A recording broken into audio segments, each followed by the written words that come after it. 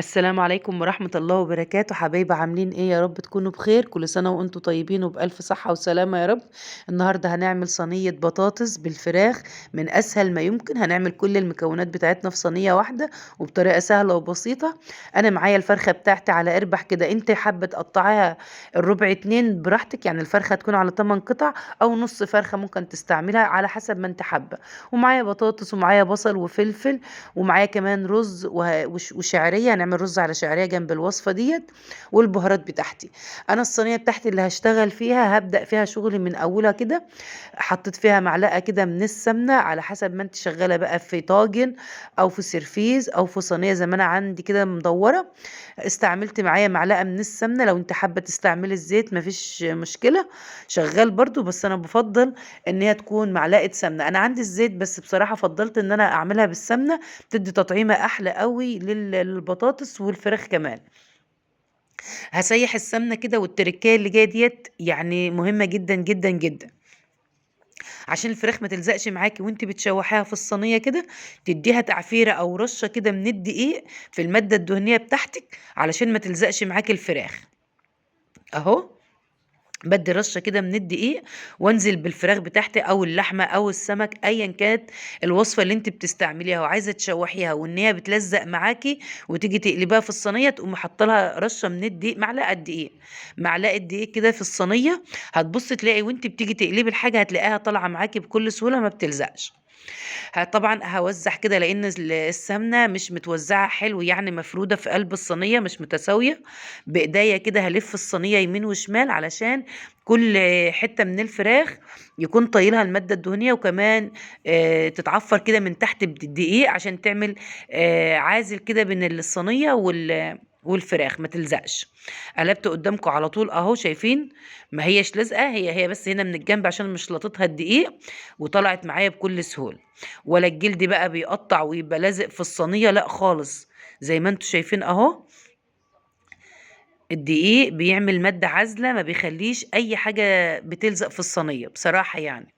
التركية ديت حلوة قوي قوي، وبتدي قوام معاكي كمان للصوص بتاع الوصفة بتاعتك، وبيديله طعم حلو، بيديله يعني كتقل كده في الصينية بتاعتك. جبت البهارات بتاعتي، فلفل وكمون والسبع بهارات، ومعايا بهارات فراخ مشوية اللي هي الصفرة الكتير ديت. وده ده حبهان انا مكسراه كده. هلخبط بقى كل البهارات بتاعتي ديت على بعضها، وادي رشة كده من الفراخ معايا في الاول، مش هحطها كلها طبعا. انا هحط بس ايه، رشة كده من البهارات علشان الزفارة وعشان الفراخ تتطعم من البهارات، والبهارات كمان تاخد تحميصة مع الفراخ، فبالتالي بتديها ريحة حلوة كمان وما تحسيش بأي زفارة في الوصفة بتاعتك وانت شغالة.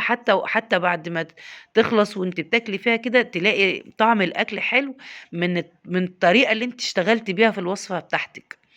هنا بقى بعد ما خلاص حسيت ان الفراخ اتشوحت معايا وبقت مظبوطه، بنزل بالبصل والفلفل اللي انا مقطعاه على حسب ما انت حابه. كميه البصل ديت على حسب ما انت حابه تحطي قد ايه، يعني ما بقيمش واقول لك حطي بصلتين او حطي ثلاثه، ده على حسب ما انت حابه. انا كنت مقطعه بصلايه واحده زي ما انتم شايفين كده، وعندي كمان كنت مقشرة بصلتين. بصراحة أنا جوزي بيحب البصل في الطبيخ يكون سليم كده مش متقطع، وأنا كمان بحبه برضو كي زي البصل المسلوق في الشوربة وتحمريه بحتة زبدة. هنا أنا برضو عملت كده، قشرت بصلتين وهحطهم دلوقتي. هنا أنا نزلت البصل والفلفل تحت الفراخ عشان ياخد تشويحة الأول. لو أنت حابة تشيلي الفراخ من الصينية وتركنيها في طبق يعني، وتشوحي البصل الاول والفلفل وترجعي تنزلي زي ما تحبي، بس انا بصراحه ما شلتش حاجه، انا نزلته كده يا دوبك ياخد تشويحه بس مش اكتر. وجبت معلقه توم معايا مفروم كده، برضو نزلت بيها على طول، مش لازم أن التوم بقى يتشوح ولا اي حاجه، انا بس حطيت كده على طول. وقمت جايبه البطاطس، نزلت بقى هي كمان. برضو البطاطس ما بحددلكيش الكميه اللي انت حابه تعمليها، يعني على حسب عدد افراد اسرتك انت حابه تعملي قد ايه فبتعملي. باحاول بقى ان انا اطلع ال- اللحمه بتاعتي على وش كده البطاطس من فوق، علشان لما تخش الفرن تبقى البطاطس تحت والفراخ فوق، والفراخ تاخد كأنها مشوية، مش في فراخ، مش في بطاطس. هتحسي ان انت بتاكلي فراخ مشوية متطعمة بالبطاطس. هنا البصل اللي انا قلت لكم عليه بحطه كده زي ما انتم شايفين، الواحدة بوحدتها كده.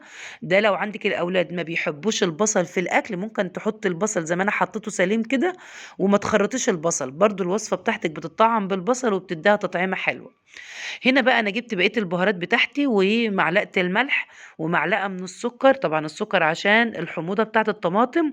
وقلبت كله على بعضه كده، ونزلت زي ما انتم شايفين كده على الفراخ بالبطاطس. طبعا الطماطم بتاعتي كانت متفرزة الواحدة بوحدتها، سبتها لما فكت في المية السخنة، قشرتها وقمت فرمها وقمت نازلة بقى كده على طول. ما صفتهاش لان هي ما فيهاش قشر، هي لحم بس.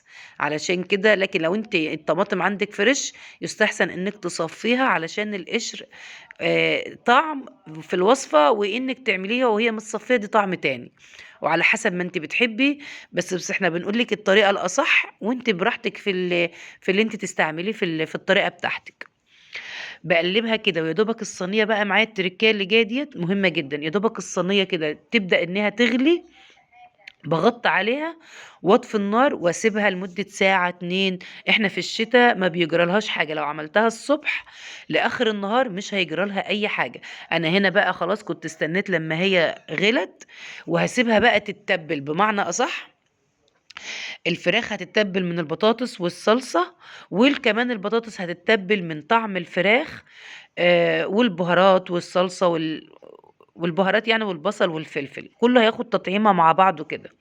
هنا بقى انا جبت معلقة من الزيت على معلقة من السمنة، وحمرت طبسية من الشعرية، وهغسل عليهم كمان طبسية من الرز.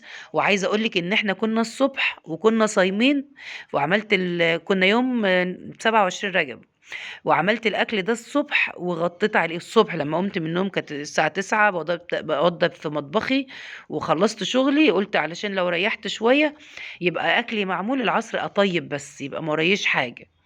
هطيب بس الاكل فقط لا غير يعني. ده لو في رمضان وعملت كده من الصبح، او من ساعه ما قمت الظهر، او الساعه 10 11 لبعد العصر، تطيبي بقى وخلاص. يبقى انت كده ريحت نفسك وما وقفتيش طول اليوم في المطبخ. هنا بقى بعد ما خلاص بقى صليت العصر، قمت مولعه البوتاجاز على الصينيه. ممكن ان انت تولعيها على الصينيه وتطيب وتاخد سواها كله كده على البوتاجاز، وساعه ما تستوي وتنشف تقوم مدخلاها عندك في فرن البوتاجاز تاخد لون معاك الفراخ. هنا رز بشعريه طبعا سقع تماما، هغلي له ميه سخنه واضيفها عليه. والبطاطس زي ما انتم شايفين انا بقى دخلتها الفرن، ما دخلتهاش الفرن البوتاجاز، انا دخلتها الفرن عندي على الرخامه. لما كملت سواها واخدت لون من فوق كده كانها بقت مشويه. ودي البصلايه اللي احنا حاطينها بحالها زي ما هي كده. والبطاطس طبعا نشفت زي ما انتم شايفين كده، بطلع البطاطس لوحدها. وعملنا طبعا جنبها شويه سلطه وشويه مخلل وخس وبصل. وطبعا وقضينا كده الفطار بتاع يوم 27 رجب. كل سنة وانتم طيبين يا رب، كده يعود علينا الأيام دايما. ورمضان داخل على الأبواب كده، الأيام اللي فيها البركة والخير، وتحسي كده براحة البال. وكمان السعادة في الكون كله، مش في المسلمين، تحسي ان السعادة في الكون كله في شهر رمضان. ده كان فيديو النهاردة كده، يا رب كده تكونوا استفدتم واتبسطتم واتسليتم وقدرت أفيدكم ولو بمعلومة صغيرة. وزي ما قلت لك ممكن تاكليها برز بشعرية، ممكن تاكليها برز معمر أو برز أبيض، أو ممكن تاكليها بمكرونة، وممكن تاكليها بعيش كمان. كل حاجة متوفرة معاكي. والسلام عليكم ورحمة الله وبركاته.